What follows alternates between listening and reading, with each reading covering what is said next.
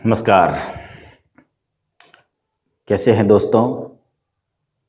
राजस्थान के एग्ज़ाम जो बहुत नज़दीक आ चुके हैं, लगभग अगले वर्ष जनवरी और उससे पहले नवंबर, सितंबर, दिसंबर में हो जाएंगे।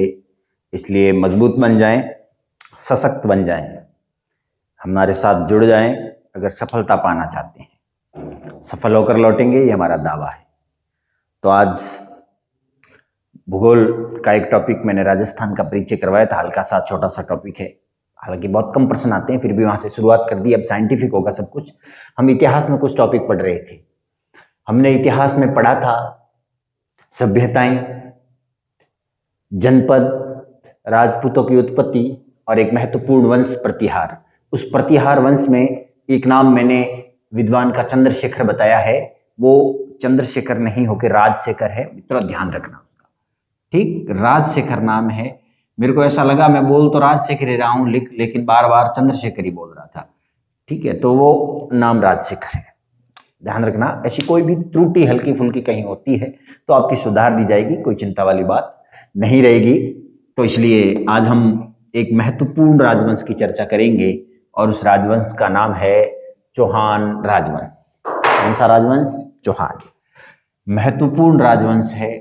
राजस्थान के अंदर इसकी मूल 24 शाखाओं का वर्णन मिलता है। कितनी शाखाओं का? 24। लेकिन कुछ महत्वपूर्ण शाखा हैं, 3-4 तो अति महत्वपूर्ण हैं, और बाकी शाखाएं जो हैं वो आंशिक रूप से कुछ क्षेत्र पर शासन स्थापित करने में सफल रही है। तो आज हम चौहान वंश के बारे में पढ़ें। तो चौहान वंश के बारे में हम जब पढ़ा करते हैं तो हमें हर वंश की जानकारियां मिलती है। एक जानकारियां होती है साहित्यिक जानकारियां, जिन्हें हम थोड़ी काल्पनिक मान सकते हैं, और कुछ होती है प्रमाणित जानकारियां। तो सबसे पहले हमें कुछ प्रमाणित जानकारियां चौहान वंश के बारे में मिलती है। हम एक अभिलेख पढ़ते हैं और उस अभिलेख का नाम है हर्ष का अभिलेख। क्या नाम है? हर्ष का अभिलेख। हर्ष के अभिलेख से हमें इसकी जानकारी प्राप्त होती है। हर्षवर्धन शासक हुआ करता था। ये हर्ष अभिलेख जो सिक्कर में हर्ष की पहाड़ी के आसपास पड़ता है, 973 ईस्वी का अभिलेख है। अभिलेख में जिस पर लिखा हुआ हो वो गुहा अभिलेख हो सकता है, जो गुफा के अंदर लिखा गया।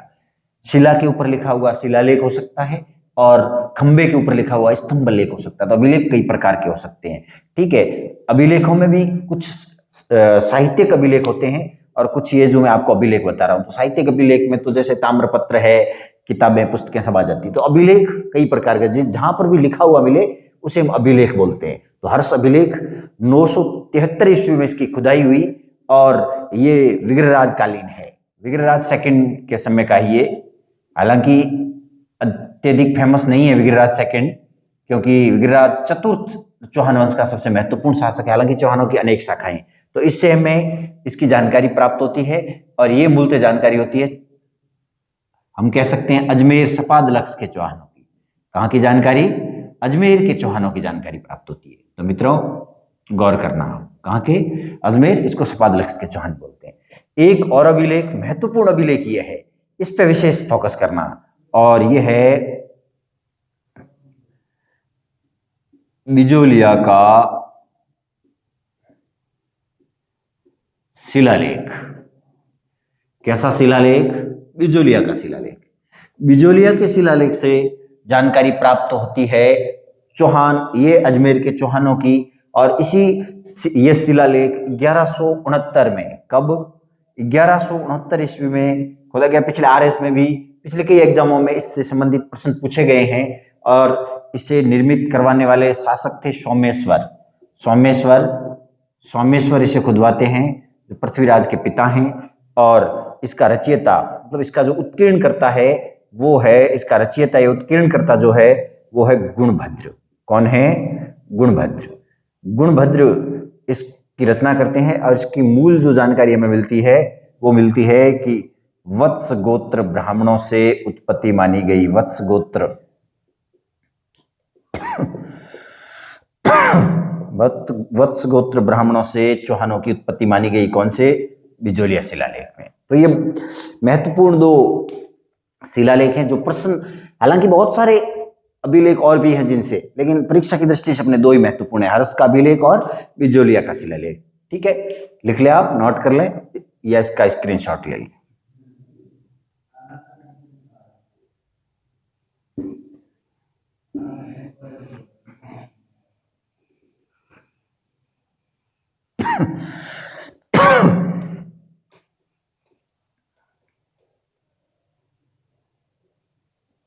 हाँ जी, आगे चलते हैं। तो हमें कुछ ग्रंथ मिलते हैं जिससे जानकारी मिलती है। उसमें एक ग्रंथ है पृथ्वीराज रासो। किसने लिखा? चंदबरदाई ने। किसने लिखा है? इससे भी काफी जानकारी मिलती है, शाखाओं का पता चलता है कि कितनी शाखाएं थी। एक ग्रंथ है, आगे जाकर हमें मिलता है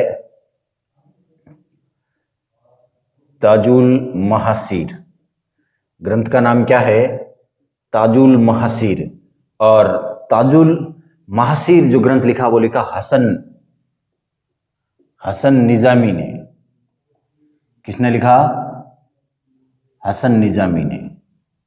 कौन सा? ताजुल महासीर। आगे इसी क्रम में एक ग्रंथ लिखा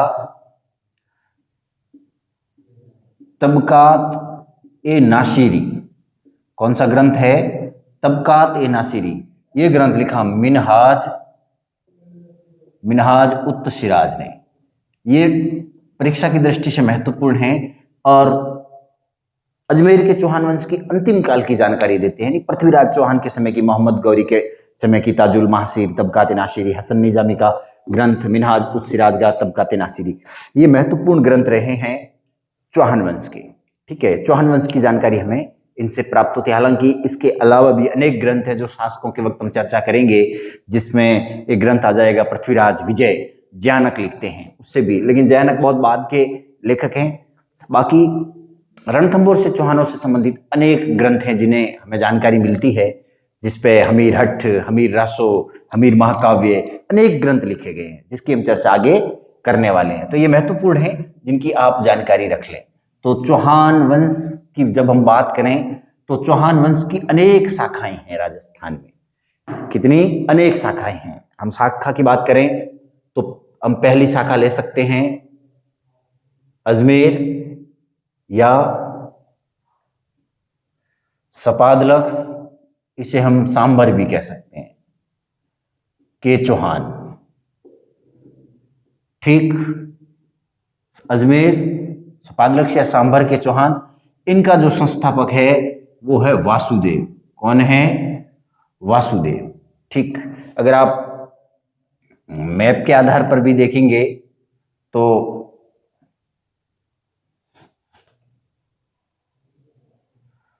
थोड़ा सा आप गौर कर लेना, तो ये वाला जो क्षेत्र है ये इनके अंतर्गत रहा। किनके? अजमेर, चौहान, सपादलक्स के अंतर्गत। ठीक, दूसरी महत्वपूर्ण जो शाखा है वो है, इन्हीं की शाखा है रणथंभौर। कौन सी शाखा है? रणथंभौर। ये सवाई माधोपुर के आसपास का क्षेत्र है। ठीक है, और इसका संस्थापक है पृथ्वीराज तृतीय का पुत्र है और नाम है गोविंदराज। एक और शाखा है। ठीक है, तीसरी महत्वपूर्ण जो शाखा है तीसरी वो है जालोर। कहाँ की शाखा है? जालोर, जबालीपुर की शाखा, और इसका जो संस्थापक है वो है कीर्तिपाल। कौन है? ये वाला क्षेत्र, ये जालोर का आसपास का ये पूरा क्षेत्र।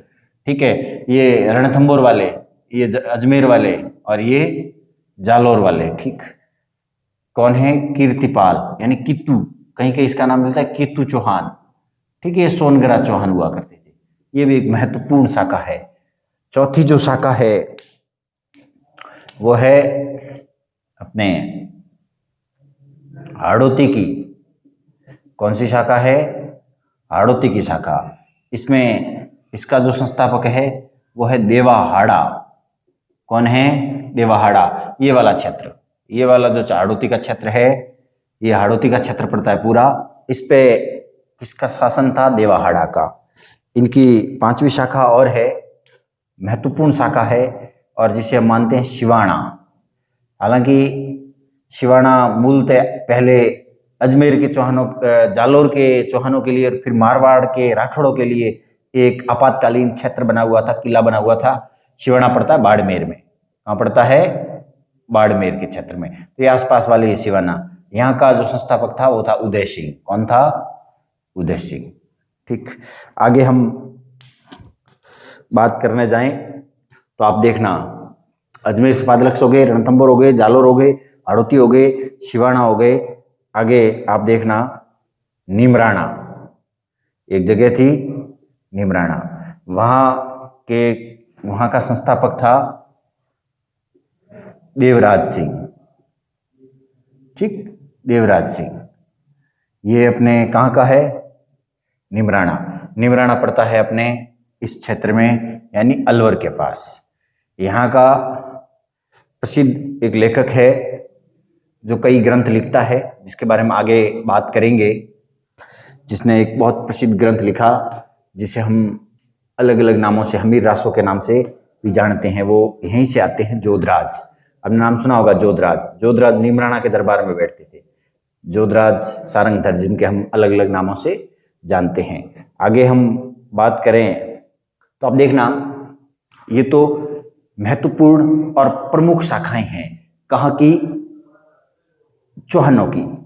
और इसमें चार महत्वपूर्ण शाखाएं हैं, रणथंभौर, जालोर और हाड़ौती। इसके अलावा सांचौर भी है। सांचौर में भी विजय सिंह करके एक व्यक्ति है। इसके अलावा भी कई शाखाएं हैं।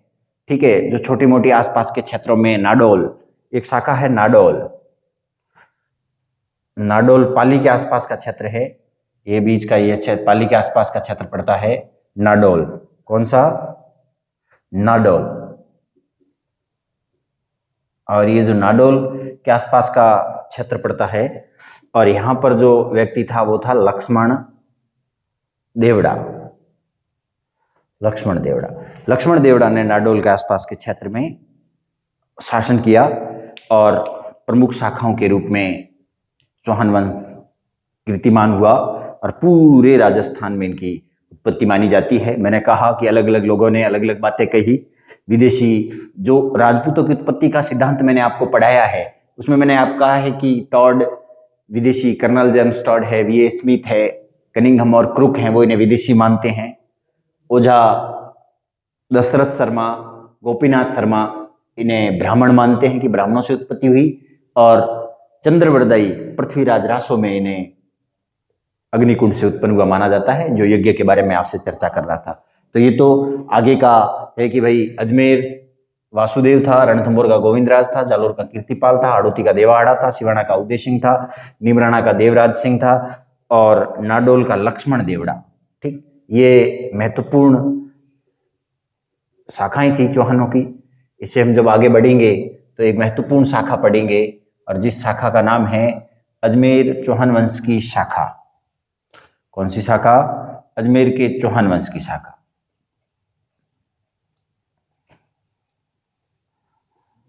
ये तो अपना एक महत्वपूर्ण राजवंश। कौन सा राजवंश है मित्रों? चौहान राजवंश। अब हम पढ़ेंगे अजमेर के चौहान, सांभर के चौहान, सपादलक्ष के चौहान, या इन्हें हम शाकंभरी, क्या शाकंभरी के चौहान भी कहें तो गलत नहीं होगा। आपने एक क्षेत्र पढ़ा होगा, और वो क्षेत्र पड़ता है, कौन सा क्षेत्र? ये वाला।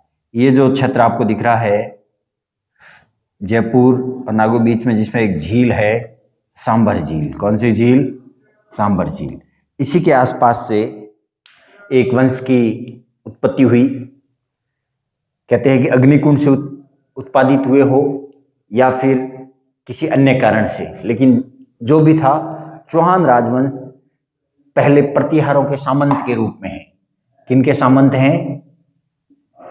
प्रतिहारों के सामंत। प्रतिहार वंश हम पढ़ ही रहे थे।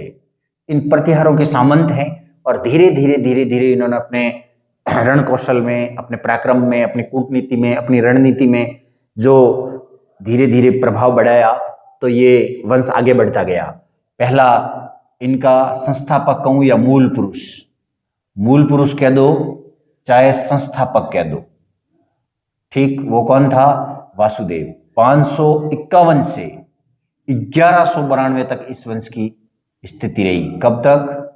551 के आसपास ये वंश जो चौहान सपादलक सांभर वंश है वो शुरू हुआ और 1192 ईस्वी तक जाके समाप्त हुआ। मतलब इन 500 वर्षों में इस वंश ने राजपूताना को, इस वंश को एक बार फिर राजस्थान की सीमाओं से बाहर निकलकर पूरे उत्तर भारत में अपनी धमक फैलाई और ये जवाब दिया कि इस क्षेत्र से भी ऐसा कोई वंश निकल सकता है जो पूरे उत्तर भारत पे अपना, एक समय तो उत्तर भारत में महत्वपूर्ण राजवंश के रूप में था जब इनकी राजधानी अजमेर थी और दिल्ली पर भी इनका अधिकार था।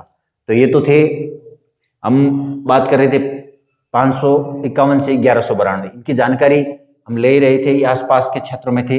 इनकी प्रारंभिक राजधानी जब ये इस क्षेत्र में हुआ करते थे तब इनकी एक प्रारंभिक राजधानी जो हुआ करती थी उस राजधानी का नाम था अहिछत्रपुर।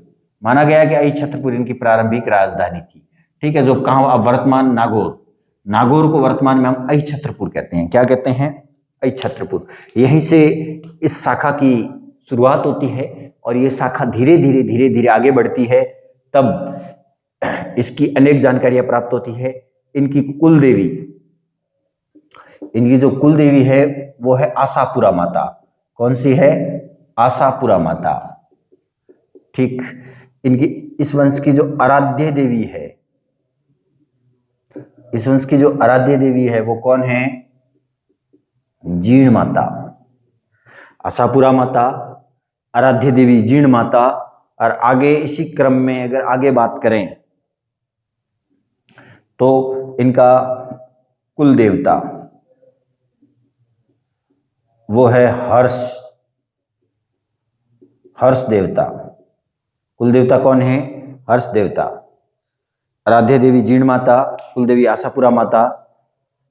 और अहिछत्रपुर नागौर के आसपास का क्षेत्र है और शाकंभरी के चौहान हैं, प्रतिहारों के सामंत हैं। ये इनके सभी के मंदिर, आशापुरा का मूल मंदिर जो है वो तो है बड़ौच में, जो बड़ौच पड़ता है गुजरात में, हमारा ये जो क्षेत्र है राजस्थान के आसपास का। और जीण माता का मंदिर रेवासा सिक्कर में पड़ता है, ठीक है। और ये हरस की पहाड़ी ये भी सिक्कर में, कहाँ पर है? सिक्कर में। सिक्कर में इनके मंदिर पड़ते हैं, रेवासा सिक्कर में। और जीण माता जो है इसका जो गीत है वो सबसे बड़ा माना जाता है। ये मीणों की भी कुल देवी मानी जाती है और इसके अनेक प्रश्न परीक्षाओं में पूछे गए हैं। वैसे आप जब देवी देवता पढ़ रहे होते हैं तो इनका वर्णन थोड़ा सा आप लंबा चौड़ा पढ़ेंगे। इसके बारे में आगे भी हम बात करेंगे कौन कौन से शासकों ने इनके मंदिर बनाए हैं। तो चौहानों की शाखा के आसपास बात कर रहे थे और आगे जब हम बढ़ते हैं, ये जो क्षेत्र है प्रारंभिक, इसमें एक शब्द आपने देखा होगा सपादलक्स, आपको दिख रहा है ना? तब कहते हैं कि इसको 1.25 लाख का क्षेत्र कहते थे। कैसा? 1.25 लाख का क्षेत्र। प्रारंभिक क्षेत्र 1.25 लाख का क्षेत्र कहलाता है। राजधानी में आपको बता ही रहा था कि इन्होंने प्रारंभिक राजधानी ये और उसके बाद राजधानी सांभर के रूप में इनकी रही होगी। और कुल देवता, कुल देवी, और हमने अनेक प्रकार के कारण पढ़े हैं जिससे यहाँ का क्षेत्र और प्रसिद्ध हो गया। और इस वंश का प्रथम जो शासक है, पहला जो मूल पुरुष है वो कौन है? उस मूल पुरुष का नाम है वासुदेव। क्या नाम है? वासुदेव। पहला शासक है वासुदेव। देख रहे हैं आप, मैंने आपको पहले भी बताया, वासुदेव एक महत्वपूर्ण शासक हैं जिन्होंने इस वंश की स्थापना की और जिनका काल रहा 551 से 566। कहाँ तक रहा? 551 से 566 रहा। कहा जाता है कि इस सांबर झील को, ये जो झील दिख रही है आपको, सांबर झील का निर्माण करता कहते हैं। सांबर झील की खुदाई करवाई, सांबर झील की खुदाई, सांबर झील की खुदाई, सांबर झील की खुदाई करवाई। किसने करवाई? चौहान वंश के प्रमुख शासक वासुदेव ने करवाई। और वासुदेव इस काल में यहाँ के प्रमुख शासक रहे और आसपास के क्षेत्र में बस गए। सांबर एक कस्बा बस गया और एक महत्वपूर्ण कस्बे के रूप में आज भी प्रचलन में है। लेकिन कहा जाता है, कुछ लोग कहते हैं कि नहीं, ये सांबर झील 33 सागर का हिस्सा है, कि 33 सागर था, धीरे धीरे सूख गया, तो ये कुछ टुकड़े बचे हैं। जो इस क्षेत्र पूरे में खूब सारी खारे पानी की झीलें मिलती है, नागौर में खूब सारी है, जैसे डेगाना, डीडवाना, उधर पंचपदरा, आपलूण, करणसर, ये सांबर, कहते हैं ये खारे पानी की झील इतनी सारी झीलें बसी है, सब अवशेष हैं किसके? तैथिस सागर के। लेकिन कुछ विद्वान कहते हैं नहीं, वासुदेव ने बनवाई। ठीक है, तो वासुदेव एक महत्वपूर्ण शासक के रूप में इसी क्षेत्र में अपना विशेष प्रभाव डाले रहे। धीरे धीरे ये शाखा आगे बढ़ी और एक महत्वपूर्ण शासक तख्त पर बैठा जिनका नाम था अजयपाल। क्या नाम था? अजयपाल। अजयपाल ने 690 से 734 के मध्य शासन किया और एक महत्वपूर्ण इनका जो कार्य है, जो अजयराज भी कहते हैं इनको, अजयपाल प्रथम या अजयपाल या अजयराज, इनको अजयराज भी कह सकते हैं। अजयराज फर्स्ट, अजयपाल प्रथम और अजयराज फर्स्ट, इन्होंने क्या किया? इन्होंने 690 से 734 के मध्य शासन किया और अजमेरू नाम सुना होता आपने, अजमेरू दुर्ग का निर्माण करवाया। किसका निर्माण करवाया? अजमेरू दुर्ग का निर्माण करवाया। ये जो मध्य में हार्ट ऑफ राजस्थान कहते हैं, राजस्थान का हृदय कहते हैं, इस पे एक किला बनाया अजमेरू दुर्ग, जिसे वर्तमान में हम जानते हैं तारागढ़ के नाम से। किस नाम से जानते हैं? तारागढ़ के नाम से। एक बहुत प्रसिद्ध विद्वान हुआ, उसने इस दुर्ग को, कौन से दुर्ग को? इस दुर्ग को, अजमेर के अजमेरू दुर्ग या तारागढ़ दुर्ग को, कौन से दुर्ग को? तारागढ़ दुर्ग को किसने? एक बहुत फेमस विद्वान ने, जिसका नाम था बिशप हेबर। क्या नाम था? Bishop Heber. क्या कहता है? राजस्थान का जिब्राल्टर कहता है। क्या कहता है? राजस्थान का जिब्राल्टर कहता है। किसको कहता है? तारागढ़ अजमेरू दुर्ग को। ऐसा ही एक मजबूत, चारों ओर से मजबूत दुर्ग, पहाड़ियों के बीच में बहुत ही शानदार बना दुर्ग, एक अन्य दुर्ग ऐसा कैसा कहाँ बना हुआ है? कन्नाडा में बना हुआ है। कहाँ पर बना हुआ है? कन्नाडा में। तो अजयपाल प्रथम, देखिए अजमेर राजधानी नहीं बनी है, अजमेर शहर नहीं बना है, सिर्फ दुर्ग बना है। अजमेर शहर की स्थापना हम आगे करेंगे और वो करेंगे अजयराज या अजयपाल सेकेंड। ठीक है, इस बात का विशेष ख्याल रखना। जिब्राल्टर जो मुख्य दुर्ग है वो तो कनाडा में है, लेकिन इसे बिशप हेबर, इसे राजस्थान का जिब्राल्टर कहते हैं। महत्वपूर्ण दुर्ग है। और तारागढ़ जो नाम है वो आगे हम पढ़ेंगे, सिसोदिया पृथ्वीराज ने दिया था, उड़ना राजकुमार जी ने कहते हैं। इसकी वजह से ये महत्वपूर्ण शासक के रूप में स्थापित रहे। और आगे जब हम पढ़ेंगे तो एक व्यक्ति आएंगे और जिनका नाम है चंदनराज। क्या नाम है? चंदनराज। क्या नाम है? चंदनराज। चंदनराज, हालांकि इसके बीच में काफी सारे शासक है, अपनी परीक्षा की दृष्टि से महत्वपूर्ण नहीं, जब हम नहीं पढ़ रहे हैं। क्या नाम है? चंदनराज। गुवक चंदनराज भी जिन्हें बोला जाता है, जिनका शासनकाल रहा 890 से 917 के मध्य। ये इनका एक ही तथ्य महत्वपूर्ण है। अजमेर के पास एक कस्बा पड़ता है जिसे आप जानते हो पुष्कर। किस नाम से? पुष्कर के नाम से। कहते हैं कि चंदनराज ने, इस चंदनराज की पत्नी रुद्राणी देवी, इनकी रानी रुद्राणी देवी रोजाना 1000 दीपक, कितने दीपक? 1000 दीपक इस झील के किनारे रोजाना जलाती थी। 1000 दीपक रोशन करती थी रुद्राणी देवी, क्योंकि इन्हें काल सर्प दोष से मुक्ति के लिए, ये काल सर्प दोष से मुक्ति के लिए, किसके लिए? काल सर्प दोष मुक्ति के लिए इनको 1000 दीपक जलाने पड़ते थे। कौन सी झील? पुष्कर झील के चारों ओर। कौन सी देवी? रुद्राणी देवी।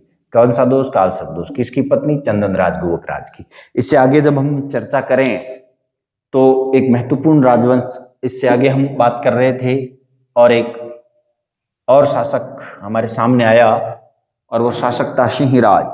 देखिए, प्रारंभ में इतने महत्वपूर्ण शासक नहीं रहेंगे, लेकिन हम कुछ महत्वपूर्ण शासकों की बात करते हुए आगे बढ़ेंगे।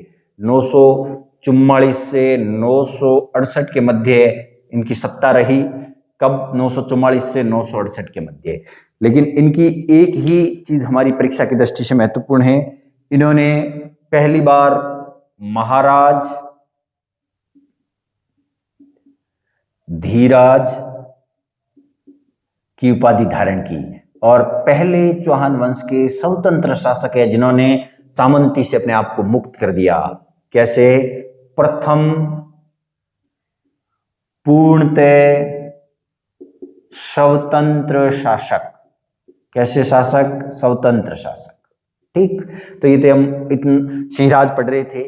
आगे जब हम पढ़ेंगे तो कुछ महत्वपूर्ण शासक आगे आएंगे। विग्रहराज सेकंड, अजयराज सेकंड, अर्णोराज, और अर्णोराज के बाद विग्रहराज चतुर्थ और पृथ्वीराज तृतीय। ये 5 शासक जो आगे मैं पढ़ने जा रहा हूं उसमें 2 सबसे महत्वपूर्ण हैं, विग्रहराज चतुर्थ और पृथ्वीराज तृतीय। लेकिन इतनी भी जानकारी आपको होनी जरूरी थी जितनी जानकारी मैंने आपको दी, महत्वपूर्ण जानकारी थी। हमने क्या पढ़ा? हमने पढ़ा वासुदेव, हमने पढ़ा अजयपाल, हमने पढ़ा चंदनराज, हमने पढ़ा सिंहराज। कौन कौन किस किस को पढ़ा? वासुदेव को पढ़ा, उसके बाद हम अजयराज को पढ़ रहे थे, उसके बाद हम चंदनराज को पढ़ रहे थे और सिंहराज को पढ़ रहे थे। तो ज्यादा इंपॉर्टेंट नहीं है, लेकिन फिर भी आप थोड़ी थोड़ी दृष्टि डाल दें। शाखाएं मैंने पढ़ाई। चौहान वंश की शुरुआत करते हैं, और एक महत्वपूर्ण वंश है जो आगे बढ़ेगा तो आपके अंदर एक ओज पैदा करेगा, एक वीरता का पुट लाएगा आपके अंदर, और आपके अंदर एक ऊर्जा का नया संचार पैदा करेगा। ये राजवंश हिंदुस्तान की सत्ता में एक और नई पराक्रमी बेला लेकर आएगा और भारत के इतिहास में अपना विशेष स्थान बनाकर हमें पढ़ने के लिए लालायित करेगा। तो हम इसी क्रम में इसी इतिहास को आगे बढ़ाकर आगे बढ़ेंगे। जय हिंद, जय भारत।